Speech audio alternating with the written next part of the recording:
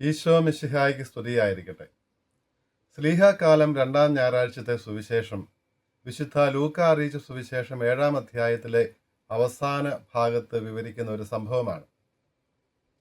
ഈശോയുടെ പരസ്യ ജീവിതത്തിൻ്റെ ആദ്യഘട്ടത്തിൽ, അതായത് ഗലീലിയിലെ അവിടുത്തെ പ്രവർത്തനങ്ങൾക്കിടയിൽ ഫരിസേയനായ ശിമയോൻ ഈശോയെ സ്വന്തം ഭവനത്തിൽ വിരുന്നിന് ക്ഷണിക്കുന്നതും, ആ പട്ടണത്തിലെ പാപിനിയായ സ്ത്രീ ഈശോയുടെ പക്കൽ വന്ന് അവിടുത്തെ പാദാന്തികത്തിലിരുന്ന് കരഞ്ഞ് സ്വന്തം കണ്ണുനീര് കൊണ്ട് അവിടുത്തെ പാദങ്ങൾ കഴുകുന്നതും, സ്വന്തം തലമുടി കൊണ്ട് ആ പാദങ്ങൾ തുടയ്ക്കുന്നതും, പാദങ്ങൾ ചുംബിക്കുന്നതും, ആ പാദങ്ങളിൽ സുഗന്ധ തൈലം പൂശുന്നതുമായ ആ രംഗമാണ്, ഹൃദയസ്പർശിയായ രംഗമാണ് സുവിശേഷത്തിൻ്റെ ആദ്യ ഭാഗത്ത്. ഈ സംഭവത്തോട് ശിമയോന്റെ പ്രതികരണം നമ്മൾ കാണുന്നുണ്ട്. ഇതൊരു പാപിയാണെന്ന് അറിഞ്ഞുകൂടെ, ഇവൻ പ്രവാചകനാണെങ്കിൽ ഇതൊരു പാപിനിയാണ് എന്ന് ഇവന് മനസ്സിലാവുകയില്ലേ, എന്തുകൊണ്ടാണ് ഇതിനെല്ലാം അനുവദിക്കുന്നത് എന്ന് ശിമയോൻ ഉള്ളിൽ ചിന്തിക്കുമ്പോൾ, ഈശോ എന്തുകൊണ്ടാണ് അവൾ ഇപ്രകാരം ചെയ്യുന്നത് എന്ന് അവളെ ന്യായീകരിച്ചുകൊണ്ട്, അവളുടെ അനുതാപത്തിൻ്റെ പ്രകാശനമാണിത്, അവൾക്ക് പാപമോചനത്തിന് കാരണമായി തീർന്നു, വലിയ സ്നേഹത്തിൻ്റെ പ്രകാശനമായിട്ടാണ് അവളിത് ചെയ്യുന്നത്, ഇത്രയേറെ സ്നേഹിച്ചതുകൊണ്ട് അവളുടെ നിരവധിയായ പാപങ്ങൾ ക്ഷമിക്കപ്പെട്ടിരിക്കുന്നുവെന്ന് ഈശോ പ്രഖ്യാപിക്കുന്നതോടെയാണ് സുവിശേഷ ഭാഗം അവസാനിക്കുന്നത്. എന്തുകൊണ്ടാണ് സ്ലീഹാകാലത്തിൻ്റെ ആരംഭത്തിൽ തന്നെ 2-ാമത്തെ ആഴ്ചയിൽ, ഞായറാഴ്ചയിൽ ഈ സുവിശേഷ ഭാഗം എന്നുള്ളതിൻ്റെ ഉത്തരം നമുക്ക് ലഭിക്കണമെങ്കിൽ പൗലോസ് ശ്ലീഹ കൊറിന്തോസിലെ സഭയ്ക്ക് എഴുതുന്ന 2-ാം ലേഖനം 2-ാം അധ്യായം 14-ാം വാക്യത്തിലേക്ക് നമ്മൾ വരേണ്ടതുണ്ട്. അവിടെ പൗലോസ് ശ്ലീഹ ഇപ്രകാരം പറയുന്നു: മിശിഹായെക്കുറിച്ചുള്ള ജ്ഞാനത്തിൻ്റെ പരിമളം സ്ലീഹന്മാർ വഴി എല്ലായിടത്തും പരത്തുന്ന ദൈവത്തിന് മഹത്വം. ഈശോ മിശിഹായെക്കുറിച്ചുള്ള ആ സുവിശേഷത്തിൻ്റെ, അവിടുത്തെ ജ്ഞാനത്തിൻ്റെ പരിമളം സ്ലീഹന്മാർ വഴി ലോകമെങ്ങും പ്രസരിപ്പിക്കുന്ന, പരത്തുന്ന ദൈവത്തിന് മഹത്വം എന്നാണ് പൗലോസ് ശ്ലീഹ പറയുന്നത്. ഈശോ മിശിഹായുടെ സുവിശേഷമാണ് ഈ പരിമളം സൂചിപ്പിക്കുന്നത്. ഇത് ലോകത്തിന് നാനാഭാഗങ്ങളിലും എത്തിക്കുന്നത് സ്ലീഹന്മാരാണ്. അപ്പോൾ അതിന് സംവിധാനമൊരുക്കിയ ദൈവത്തിന് മഹത്വം എന്നാണ് പൗലോസ് ശ്ലീഹ കൊറിന്തോസിലെ സഭയെ അനുസ്മരിപ്പിക്കുന്നത്. ഇക്കാര്യം തന്നെ സ്വീകരിച്ചുകൊണ്ട് ഈ ആഴ്ചയിൽ, കഴിഞ്ഞ ആഴ്ചയിൽ നമ്മൾ തിരുനാൾ ആഘോഷിച്ച, അതായത് ജൂൺ 9-ാം തീയതി തിരുനാൾ ആഘോഷിച്ച പൗരസ്ത്യ സഭ മുഴുവൻ്റെയും, സുറിയാനി സഭ മുഴുവൻ്റെയും സഭാപിതാവായ മാർ മൽപ്പാൻ, അപ്രേം മൽപ്പാൻ ഈ കാര്യം എടുത്തുകൊണ്ട് പറയുന്നത്, സുവിശേഷത്തിൻ്റെ പരിമളമാണ് സ്ലീഹന്മാർ പ്രസരിപ്പിച്ചത്. ഈ സുവിശേഷ പരിമളമാണ് എല്ലാവരെയും രക്ഷയ്ക്ക് കാരണമാക്കുന്നത്. ആ സുവിശേഷ പരിമളം പ്രചരിപ്പിക്കുവാനായിട്ടാണ് നമ്മുടെയും ജീവിതം വിനിയോഗിക്കേണ്ടത് എന്ന് അപ്രേം പിതാവ് ഈ ഭാഗത്തെ വ്യാഖ്യാനിച്ചുകൊണ്ട് പറയുന്നുണ്ട്. ഇതിൻ്റെ അനുതപിക്കുന്ന പാപിനിക്ക് മിശിഹായോടുള്ള സ്നേഹം പ്രകാശിപ്പിക്കുന്നതിന് വേണ്ടി അവൾ ധൈര്യപൂർവ്വം മറ്റാരും എന്ത് പറയുമെന്നൊന്നും ചിന്തിക്കാതെ ശിമയോന്റെ ഭവനത്തിലേക്ക് കടന്നു വരികയും തൻ്റെ സ്നേഹപ്രകടനങ്ങൾ നടത്തുകയും ചെയ്യുകയാണ്. ഈശോ എന്തുകൊണ്ടാണ് ഈ ഫരിസേയൻ്റെ ക്ഷണം സ്വീകരിച്ച് അവൻ്റെ ഭവനത്തിലേക്ക് പോയത്? ശിമയോൻ ഈശോയെ ക്ഷണിച്ചത് ഈശോയുടെ പ്രശസ്തിയൊക്കെ കേട്ടപ്പോൾ, അവനെ ക്ഷണിച്ചാൽ, തൻ്റെ അതിഥിയായി വന്നാൽ അത് ഒരു ന്യൂസ് ആകുമല്ലോ, തൻ്റെ പേരിനും പെരുമയ്ക്കും അല്പം കൂടി വർധനവുണ്ടാകുമല്ലോ എന്ന് കരുതിയാകണം ശിമയോൻ ക്ഷണിച്ചത്. പക്ഷേ പീറ്റർ ക്രിസ്തോലോഗസ് എന്ന് പറയുന്ന സഭാപിതാവ് പറയും, ഈശോ ശിമയോന്റെ ഭവനത്തിലേക്ക് പോയത് ശാരീരികമായ വിശപ്പ് ശമിപ്പിക്കുവാൻ വേണ്ടി ആയിരുന്നില്ല, മറിച്ച് പിതാവിൻ്റെ പദ്ധതി, സ്വർഗത്തിൻ്റെ ലക്ഷ്യം നിറവേറ്റാൻ വേണ്ടിയിട്ടായിരുന്നു. അത് ആ പാപിനിക്ക് പാപമോചനം നൽകിയതിലൂടെ, അല്ലെങ്കിൽ അവളുടെ ആ സ്നേഹപ്രകാശനം സ്വീകരിച്ചുകൊണ്ട്, അവളുടെ ആ വലിയ സ്നേഹത്തെ പ്രഖ്യാപിച്ചുകൊണ്ട് അവൾക്ക് ലഭിക്കുന്ന പാപമോചനം അറിയിക്കുവാൻ വേണ്ടിയായിരുന്നുവെന്ന് അവിടെ പീറ്റർ ക്രിസ്തോലോഗസ് പറയും. ഈ പീറ്റർ ക്രിസ്തോലോഗസ് തന്നെ ശിമയോന്റെ ഭവനത്തെ താരതമ്യപ്പെടുത്തുന്നത് യഹൂദ സിനഗോഗിനോടാണ്, അല്ലെങ്കിൽ യഹൂദ മതപശ്ചാത്തലത്തോടാണ്.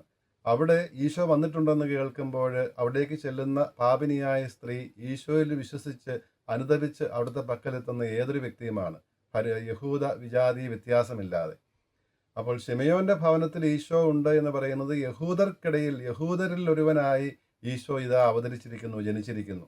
അവിടേക്ക് വിശ്വസിക്കുന്നവർ അനുതാപത്തോടുകൂടി കടന്നു ചെല്ലുകയാണ്, അനുതാപത്തിൻ്റെ, സ്നേഹത്തിൻ്റെ പ്രകാശനം നടത്തുകയാണ്. അപ്പോൾ അത് വലിയ രക്ഷയിലേക്ക് നയിക്കുന്നു. സഭയുടെ ജനനം അവിടെയാണ് നടക്കുന്നത്, അത് സൂചിപ്പിക്കുകയാണ് ചെയ്യുന്നത് എന്നും പീറ്റർ ക്രിസ്തോലോഗസ് പറയുന്നുണ്ട്. മിലാനിലെ മെത്രാനായിരുന്ന അംബ്രോസ് സഭാപിതാവും ഇതേ കാര്യം തന്നെ, സഭയെയാണ് ഇത് സൂചിപ്പിക്കുന്നത്. ഈ പാപിനെ പ്രതിനിധാനം ചെയ്യുന്നത് സഭയെയാണ്. അവിടെയാണ് ഇവൾ പാപമോചനം പ്രാപിക്കുന്നത്, രക്ഷയിലേക്ക് വരുന്നത്, വിശ്വാസത്തിലേക്ക് വരുന്നത്, സഭയിലെ അംഗമായി തീരുന്നത് എന്നെല്ലാം അംബ്രോസ് പിതാവും പറയുന്നുണ്ട്. എന്തുകൊണ്ടാണ് ശ്ലീഹാകാലത്തിൻ്റെ ആരംഭത്തിൽ ഈ രംഗം തന്നെ സ്വീകരിച്ചിരിക്കുന്നത് സഭ എന്നുള്ളതിൻ്റെ വിശദീകരണം നമുക്ക് അവിടെ കിട്ടുന്നുമുണ്ട്. അംബ്രോസ് പിതാവ് തന്നെ പറയുന്നുണ്ട്, പാപിനി ഫരിസേയൻ്റെ ഭവനത്തിലെത്തുമ്പോൾ പുറത്ത് അവൾ അറിയപ്പെട്ടിരുന്നത് പാപിനി എന്നാണ്. ശിമയോൻ്റെ മനസ്സിൽ പോലും പാപിനി എന്നാണ് അറിയപ്പെട്ടിരുന്നതെങ്കിലും അവിടെ ശിമയോൻ്റെ ഭവനത്തിൽ വെച്ച് അവൾ മഹത്വീകരിക്കപ്പെടുകയാണ്, അവൾ പ്രകീർത്തിക്കപ്പെടുകയാണ് ചെയ്യുന്നത് എന്ന് പറയുന്നുണ്ട്. അംബ്രോസ് പിതാവ് തന്നെയാണ് പറയുന്നത്, പഴയ നിയമത്തിൽ ഇല്ലാതിരുന്നത്, അവിടെ എന്തായിരുന്നോ കുറവുണ്ടായിരുന്നത്, ഫരിസേയൻ്റെ മനോഭാവത്തിൽ എന്താണ് കുറവുണ്ടായിരുന്നത്, അത് സുവിശേഷം പരിഹരിക്കുന്നു.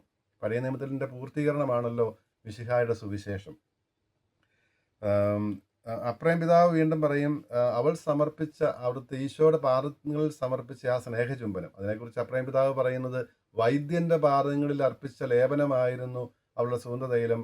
അവൾ ആ പാദങ്ങളിൽ ചുംബിച്ചതാണ് അവൾക്ക് രക്ഷയ്ക്ക് നിദാനമായി തീർന്നത്. എങ്കിൽ മിശിഹായുടെ ശരീരം ചുംബിക്കുന്നതിന്, ശരീരം സ്വീകരിക്കുന്നതിന് ഭാഗ്യം ലഭിച്ചിരിക്കുന്നത് നമ്മൾ എത്രയോ ഭാഗ്യവാന്മാരാണ്, ഭാഗ്യവതികളാണ് എന്ന് അപ്രയം പിതാവ് ഇതേക്കുറിച്ച് പറയുന്നുണ്ട്. ഈശോ ഫരിസേയനോട്, ശിമയോനോട് പറയുന്നുണ്ട്, എനിക്ക് നിന്നോടൊരു കാര്യം പറയാനുണ്ട്. അപ്പോൾ വലിയ ഭവ്യതയോടെ അവൻ പറയും, കർത്താവ് അരുൾ ചെയ്താലും. അപ്പോൾ ഈശോ പറയുന്ന ആ ഉപമയിൽ വലിയ തുക കടപ്പെട്ടിരുന്ന ഒരാൾക്കും ചെറിയ തുക കടപ്പെട്ടിരുന്ന ഒരാൾക്കും ആ യജമാനൻ ഒരുപോലെ കടമിളവ് ചെയ്തു കൊടുക്കുന്നു. ഇതിനെക്കുറിച്ച് സഭാപിതാക്കന്മാർ പറയുന്നത്, യഹൂദർക്കും വിജാതിയർക്കും എല്ലാം ഒരുപോലെ രക്ഷ ഈശോ വാഗ്ദാനം ചെയ്യുകയാണ്, പാപമോചനം ലഭ്യമാക്കുകയാണ്. യഹൂദര് വലിയ കൃപകൾ ലഭിച്ചവരായിരുന്നു, നിയമം ലഭിച്ചവരാണ്, ഉടമ്പടി ലഭിച്ചവരാണ്.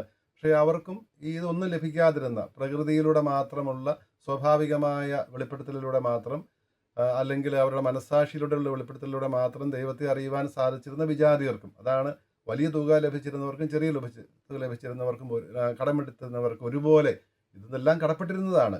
ഈ ദൈവിക വെളിപാടിന് ഇസ്രായേൽ ജനവും, പ്രകൃതിയിലൂടെയുള്ള വെളിപാടിന്, മനസ്സാക്ഷിയിലൂടെ വെളിപാടിന് വിജാതീയ ജനതയും എല്ലാം ദൈവത്തോട് കടപ്പെട്ടിരിക്കുന്നു.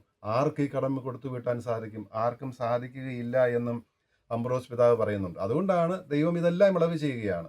യഹൂദരുടെ അവിശ്വസ്തതയും വിജാതീയരുടെ ശ്രദ്ധയില്ലായ്മ, അല്ലെങ്കിൽ ദൈവത്തെ മനസ്സിലാക്കാതിരുന്നതുമെല്ലാം അവിടുന്ന് ക്ഷമിക്കുന്നു.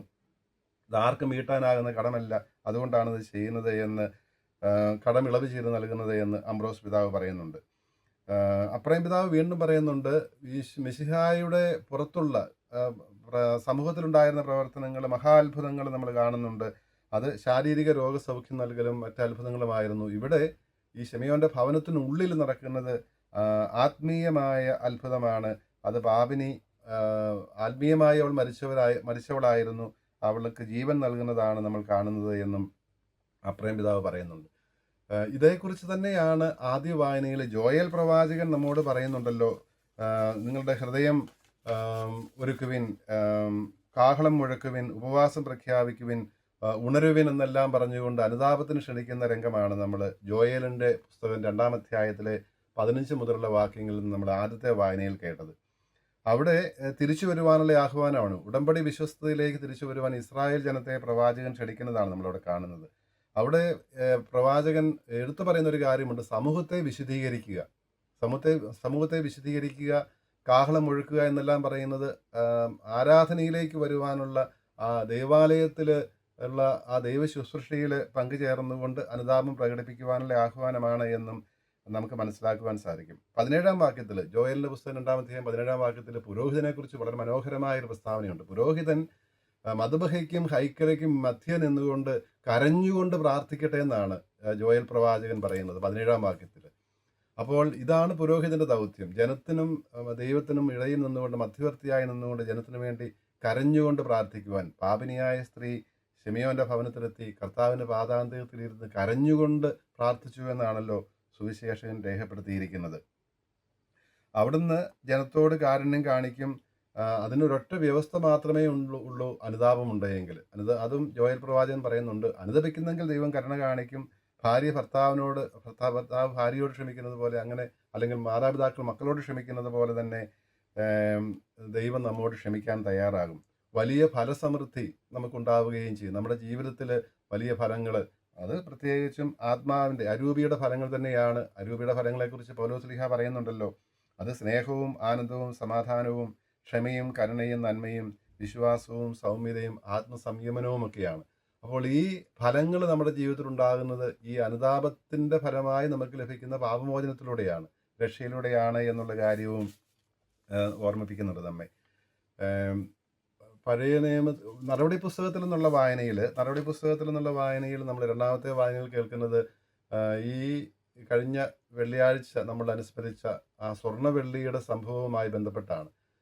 ജെറൂസലേം ദേവാലയത്തിൻ്റെ കവാടത്തിങ്കിൽ ഭിക്ഷയച്ചുകൊണ്ടിരുന്ന ജന്മനാ മുടന്തനായിരുന്നവന് പത്രോസ് ശ്ലീഹ ഈശോയുടെ നാമത്തിൽ സൗഖ്യം നൽകിയപ്പോൾ അവന് ചാടി എഴുന്നേറ്റ് സ്തുതിച്ചുകൊണ്ട് ദേവാലയത്തിൽ പ്രവേശിക്കുന്നത്, ശ്ലീഹന്മാരോടൊപ്പം ആരാധനയ്ക്ക് പ്രവേശിക്കുന്നത് നമ്മൾ കാണുന്നുണ്ട്.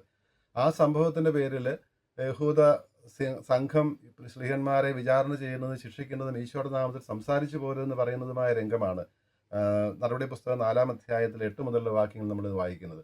അവിടെ ആ ശ്ലീഹന്മാരുടെ ധൈര്യമാണ് നമ്മെ അതിശയിപ്പിക്കുന്നത്. ഇതുവരെ ഭീരുക്കളായിരുന്ന ശ്ലീഹന്മാർ റൂഹായുടെ ആവാസത്താൽ അവർ സംഭരിച്ച, അവർക്ക് ലഭിച്ച ആ വലിയ ശക്തി, അവരെന്താണ് പറയുന്നത്? ഞങ്ങൾ കണ്ടതും കേട്ടതും ഞങ്ങൾക്ക് പറയാതിരിക്കാൻ വയ്യ. ഞങ്ങൾ ആരെയാണ് അനുസരിക്കേണ്ടത്? നിങ്ങളെ അനുസരിക്കണമോ അതോ ദൈവത്തെ അനുസരിക്കണമോ? ഞങ്ങൾക്ക് കണ്ടതും കേട്ടതും പറയാതിരിക്കാൻ വയ്യ. ആ മിശിഹാനുഭവമാണ്. അതുകൊണ്ടാണ് ഈ യഹൂദ സംഘം പറയുന്നത്, ഇവർ അക്ഷരാജ്ഞാനമില്ലാത്തവരാണല്ലോ, എന്നിട്ടും ഇവർക്ക് ഇത് എവിടെ നിന്ന് കിട്ടി? അപ്പോൾ ആ കൂടെ തന്നെ അവർ പറയുന്നുണ്ട്, അവർ മിശിഹായോട് കൂടെ ഉണ്ടായിരുന്നവരാണ്. ആ മിശിഹായുടെ കൂടെ ഉണ്ടായിരുന്ന ആ 3 വർഷം കൂടെ ഉണ്ടായിരുന്നത് കൊണ്ടാണ്. അതിനുവേണ്ടിയാണല്ലോ അവിടെ ശ്ലീഹന്മാരെ വിളിച്ചത് തന്നെ, കൂടെ ആയിരിക്കുവാനും ഐക്യപ്പെടുവാനും വേണ്ടിയിട്ടാണ്. ആ കൂടെ ഉണ്ടായിരുന്ന ആ ജീവിതമാണ് അവരുടെ ഈ വിജ്ഞാനത്തിനും ഈ ധൈര്യത്തിനുമെല്ലാം അടിസ്ഥാനമായി നിൽക്കുന്നത് എന്ന് നമ്മൾ കാണുന്നുണ്ട്. അവിടെ ആ സംഘം തന്നെ അംഗീകരിക്കുന്ന കാര്യവും നമ്മൾ കാണുന്നുണ്ട്.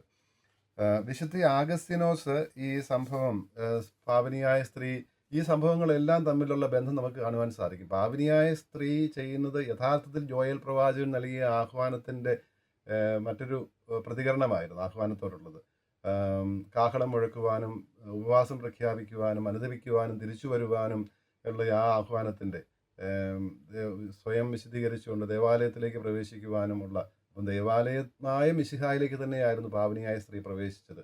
അവിടെ അവൾ ആരാധനയുടെ മനോഭാവമായിരുന്നു കാണിച്ചിരുന്നത്. വലിയ സ്നേഹത്തിൻ്റെ, ആരാധനയുടെ, സ്തുതിയുടെ, മഹത്വീകരണത്തിൻ്റെ എല്ലാം അടയാളങ്ങളായിരുന്നു. അവൾ കരഞ്ഞതും കണ്ണീരുകൊണ്ട് പാദങ്ങൾ കഴുകിയതും തലമുടി കൊണ്ട് തുടച്ചതും പാദം ചുംബിച്ചതും സുഗന്ധതൈലം പൂശിയതുമെല്ലാം. അപ്പോൾ ഈ മനോഭാവം തന്നെയാണ് നമുക്കും ഉണ്ടാകേണ്ടത് എന്ന് സഭാപിതാക്കന്മാർ വീണ്ടും പറയുന്നുണ്ട്. നസിയാൻസിലെ ഗ്രിഗറി ഓഫ് നസിയാൻസസ് പറയുന്നത്, ഓരോ ദിവസവും നമ്മൾ നിശ്ചയിക്കേണ്ടിയിരിക്കുന്നു, നമ്മൾ ശിമയോൻ്റെ സ്ഥാനത്താണോ പാവിനിൻ്റെ സ്ഥാനത്താണോ എന്നുള്ളത്. നമ്മൾ ഈ വിശുദ്ധ ഭാഗങ്ങൾ വായിച്ച് ധ്യാനിക്കുമ്പോൾ നമ്മൾ ചോദിക്കേണ്ട ചോദ്യവും അത് തന്നെയാണ്, ഞാൻ എവിടെയാണ് നിൽക്കുന്നത്? ജോൺ ഡമഷീൻ പറയും, രണ്ടു കൂട്ടർക്കും പാപമോചനം ആവശ്യമായിരുന്നു. ശിമയോനും ആവശ്യമായിരുന്നു, പാവനിക്കും ആവശ്യമായിരുന്നു. ശിമയോൻ ആവശ്യമായിരുന്നത് അവൻ്റെ അഹങ്കാരത്തിൽ നിന്ന്, ധാർഷ്ട്യത്തിൽ നിന്നായിരുന്നു, ലോക ബഹുമാനത്തിന് വേണ്ടിയുള്ള ആ പരക്കം പാച്ചിലിൽ നിന്നായിരുന്നു. പാവനിക്ക് ആവശ്യമായിരുന്നു അവളുടെ പാപങ്ങളിൽ നിന്നായിരുന്നു. ഈ പാപമോചനം കർത്താവ് 2 പേർക്ക് ഒരുപോലെ ഇളവ് ചെയ്ത് കൊടുത്തു എന്ന് പറഞ്ഞതുപോലെ തന്നെ, യജമാനൻ കടവിളവ് ചെയ്തതുപോലെ തന്നെ പാപമോചനം നൽകുവാൻ അവിടെ തയ്യാറാണ്. പക്ഷെ അത് ലഭിക്കുന്നതോ തുറവിയെ ആശ്രയിച്ചാണ്, ഓപ്പൺനെസ്സിനെ ആശ്രയിച്ചാണ്, ദൈവത്തിൻ്റെ കരുണയോടുള്ള, റൂഹായോടുള്ള നമ്മുടെ തുറവിയെ ആശ്രയിച്ചാണ് നമുക്ക് എത്രമാത്രം ഈ പാപമോചനവും കരുണയും ലഭിക്കുന്നു എന്നുള്ളത്. ദൈവത്തിൻ്റെ കരുണയെ അത്ഭുതം പ്രവർത്തിക്കുന്ന, ആ മഹാത്ഭുതം പ്രവർത്തിക്കുന്ന രംഗമാണല്ലോ ഇവിടെയെല്ലാം നമ്മൾ കാണുന്നത്. നമുക്കും ഇത് ആവശ്യമായിരിക്കുന്നു. നമ്മൾ എവിടെ നിൽക്കുന്നു എന്നുള്ളത് ചോദിക്കുക എന്നുള്ളതാണ് പ്രധാനപ്പെട്ട കാര്യം എന്നുള്ളത് നമ്മൾ കണ്ടു. ആഗസ്തിനോസ് പിതാവ് ഈ ഭാഗത്തെക്കുറിച്ച് വ്യാഖ്യാനിച്ചുകൊണ്ട് ഒരു മനോഹരമായ ഒരു പ്രാർത്ഥന എഴുതിയിട്ടുണ്ട്. ആ പ്രാർത്ഥന നമുക്ക് ശ്രവിച്ചുകൊണ്ട് ഇന്നത്തെ പരിചിന്തനം അവസാനിപ്പിക്കാം. ആഗസ്തിനോസ് ഇപ്രകാരമാണ് പ്രാർത്ഥിക്കുന്നത്: എൻ്റെ പാപങ്ങൾക്ക് അങ്ങയുടെ കരുണയും എൻ്റെ അഹങ്കാരത്തെ കീഴ്പ്പെടുത്തുവാൻ അങ്ങയുടെ കൃപയും എനിക്ക് ആവശ്യമാണ് കർത്താവേ. അങ്ങാൽ ഞാൻ സ്നേഹിക്കപ്പെട്ടതുപോലെ ഞാൻ സ്നേഹിക്കുവാനും, അങ്ങ് എന്നോട് ക്ഷമിച്ചതുപോലെ മറ്റുള്ളവരോട് ക്ഷമിക്കുവാനും, സ്നേഹനിധിയായ പിതാവിൻ്റെ പക്കലേക്ക് മടങ്ങി വരുന്ന കുഞ്ഞിൻ്റെ ആത്മവിശ്വാസത്തോടെ എപ്പോഴും അങ്ങേ പക്കലേക്ക് വരുവാനും എന്നെ പഠിപ്പിക്കണമേ. ആമേൻ.